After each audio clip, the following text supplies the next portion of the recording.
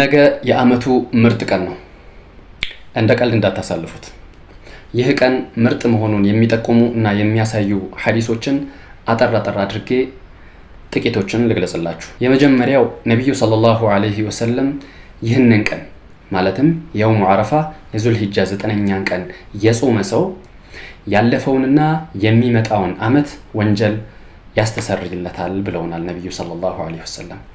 ይህችን አንድ ቀን በመጾም 2 አመት ወይም የ2 አመት ወንጀላችንን አላህ Subhanahu Wa Ta'ala ይምረናል ማለት ነው። What a great day! ሌላኛው ነብዩ ሰለላሁ ዐለይሂ ወሰለም እንደ አረፋ ወይም እንደ አረፋ ቀን በብዛት አላህ Subhanahu Wa Ta'ala ባሮችን ከእሳት ነፃ የሚያወጣበት ቀን የለም ብለውናል። ሰዎች ቀን ስፔሻል ናት። ከአላህ Subhanahu Wa Ta'ala ስፔሻል የሆነ አታችመንት ስፔሻል የሆነ ኮኔክሽን ልናደርግባት የሚገባባት ቀን ነው ማለት ነው። አላህ Subhanahu Wa Ta'ala ከእሳት ነፃ ከሚላቸው ባሮቹ እንዲያደርገን ማለት ነው። ሌላው ነብዩ ሰለላሁ ዐለይሂ ወሰለም እንዲህ ይሉናል፣ ምርጡ ዱዓ የአረፋ ቀን የተደረገ ዱዓ ነው ይሉናል። እንዲሁም እኔም ሆንኩ ከኔ በፊት የነበሩ ነብያቶች ያሉት ምርጡ ዱዓ ወይም ዚክር لا إله إلا الله وحده لا شريك له له الملك وله الحمد وهو على كل شيء قدير የሚል ነው ማለት ነው።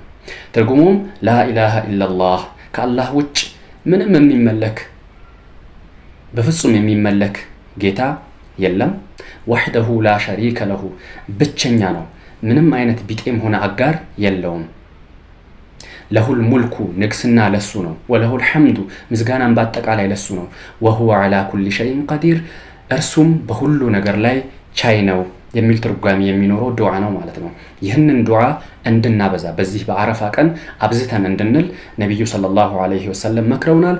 በብዛት ልንለውና የአጅሩ የቀኑ ወይም የዚህ ዱዓ አጅር ተካፋይ እንድንሆን ነብዩ ሰለላሁ ዐለይሂ ወሰለም ያዙናል ማለት ነው። በተጨማሪም ከዚህ ዱዓ በተጨማሪ ብዙ ሐጃዎች አሉብን እንዲሆኑልን የምንፈልጋቸው ነገሮች አሉ።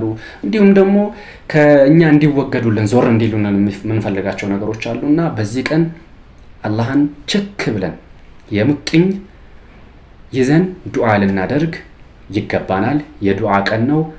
ዱዓ ልናበዛበት ይገባል ማለት ነው። ሌላኛውና ለዚህ ቪዲዮ ያዘጋጀውላችሁ ይህንን ቀን በተመለከተ ከመጡ ሐዲሶች የመጨረሻው ሸይጣን እንደዚህኛው ቀን ማለትም እንደ አረፋ ቀን እጅግ በጣም ዝቅ ብሎ ወይም ያነሰ ሆኖ የተዋረደ ሆኖ እንደዚሁም ደግሞ የተቆጨ ሆኖ የሚታይበት ቀን የለም።